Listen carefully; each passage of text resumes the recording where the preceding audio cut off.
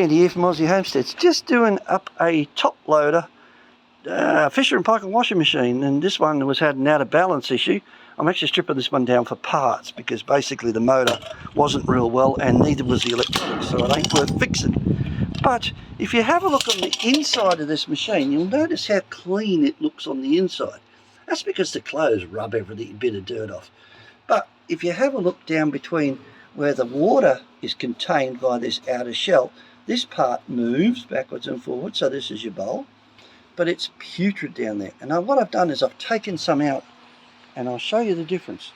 This one is using no fabric softener. See how shiny and clean it is? I mean, check that out. That's a beautiful, beautiful clean bowl. Now, here, have a look at this one next to it. It doesn't matter what brand of softener you use, they're basically stinky glue.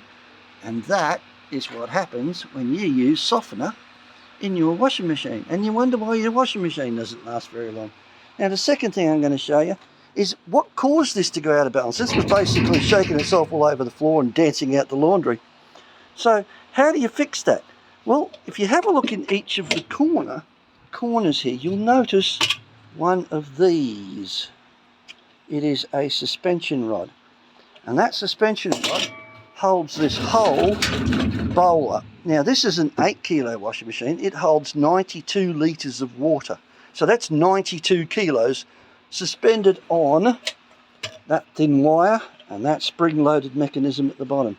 This bit here, the yellow bit, it sits up here. So that goes into there like that.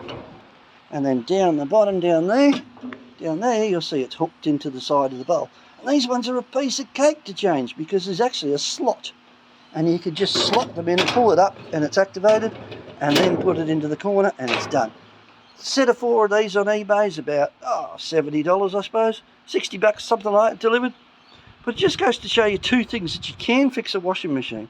I do about 20 to 25 washing machines a year for charity, and if they're really, really good ones, I'll resell them. I'll refurbish them and I'll resell them.